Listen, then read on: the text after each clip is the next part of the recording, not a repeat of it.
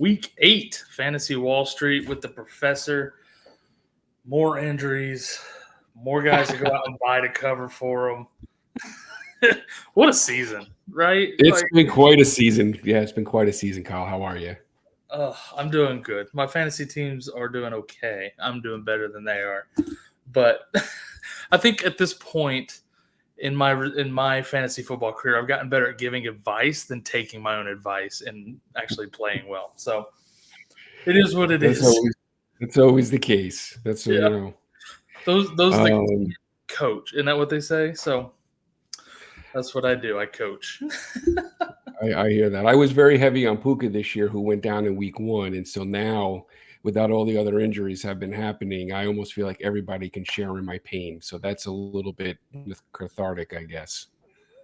Feel a little bit vindicated now. Like, haha, now everybody else. Feel bad at the same time. It does make deep down. It makes me feel a little bit better. And like Brendan Ayuk owners, he wouldn't do anything anyways. Wow. Now he's out for good, and it's just like, okay, well, that's a wasted season, contract, everything. So the one that breaks my heart the most, I think, is Godwin, because I've always loved that guy. He's wide receiver 1 this year. I'm so happy for him. And then with 43 seconds left, done for the year, I'm like, really? In a game that was already out of hand? So that breaks your heart when stuff like that happens. But he's almost, to me, he's almost like the wide receiver equivalent this year to Nick Chubb at the running back position last year. He's just a guy that does things the right way, class player, works hard, grinds. You never hear him complain. And so you never want to see anybody get injured. But, of course, when it happens to a player like that, it stings a little bit more for everybody. 100%. So now we're going out. We're trade shopping. We're looking for guys to buy that we pray won't get hurt. Who's your first player you're targeting this week? So since we are talking receivers, let me start with the receiver. And the first guy that I've got on a buy list, not surprising to see this name, but that's Malik Nabers with the New York Giants. Through the first 4 weeks, this guy was the wide receiver 1 in fantasy. Missed a couple of weeks back last week, did not put up a huge stat line.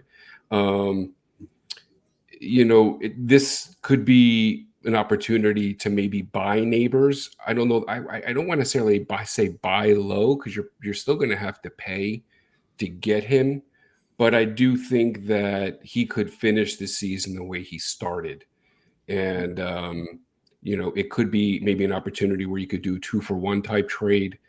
But he's got a very, very nice schedule rest of season. Love Malik Nabers. And if you have a buying opportunity on him, I'm willing to pay the price to get him on my roster. Yeah, if there was ever a window to buy Malik Nabers, it's closing fast.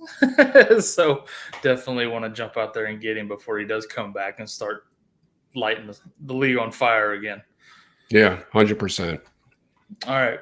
Who's your second player you're targeting this week? So the second guy, I've talked about him quite a bit. I think I actually had him on one of my prior buy lists. And I'm throwing him out again tonight because I love him rest of season, and think this could be the last buying opportunity you have on him, and that's De'Von Achane with the Miami Dolphins.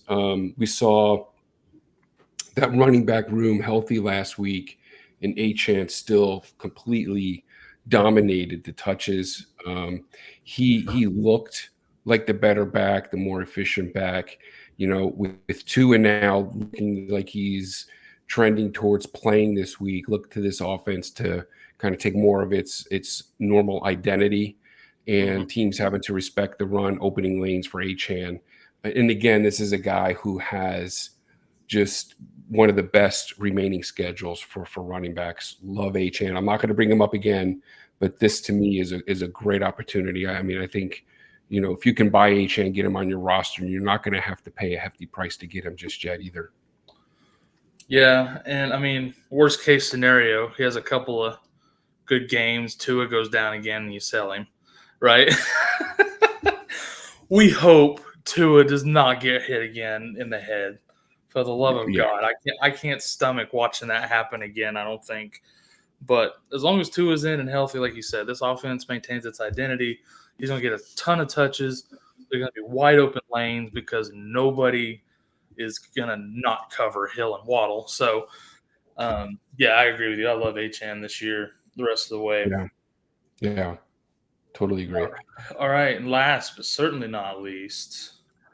So we've been kind of keeping an eye on these Green Bay Packer receivers, and for me, I'm trying to give maybe another guy or a guy here, maybe not as on the high end as a Neighbors and an Achane, but maybe someone a little bit more under the radar, and that's Romeo Doubs. This guy, to me, is maybe a poor man's Chris Godwin, but he dominated the snap share in Green Bay, consistently leads the team in routes run. We saw him kind of take a little bit of a dip when he got suspended that 1 week, but he's going to be a starting receiver for this offense rest of the season. They have some nice matchups on the schedule. So, Doubs is a guy that he might even be, kind of sitting out there on someone's bench or potentially even on waivers, depending on how many players you start and how deep the rosters are.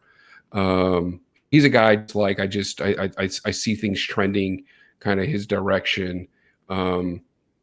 Christian Watson, Dontavian Wicks, not so much. It's going to be the Reed and Doubs show rest of season.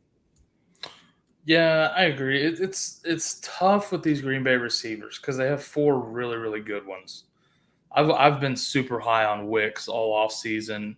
He flashes, but he doesn't get the playing time to really.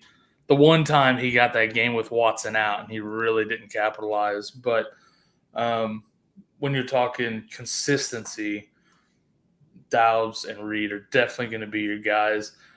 He is going to have down weeks here and there just because they have so many receivers, but more times than not, he's going to be an asset to your fantasy team. So I agree with you completely.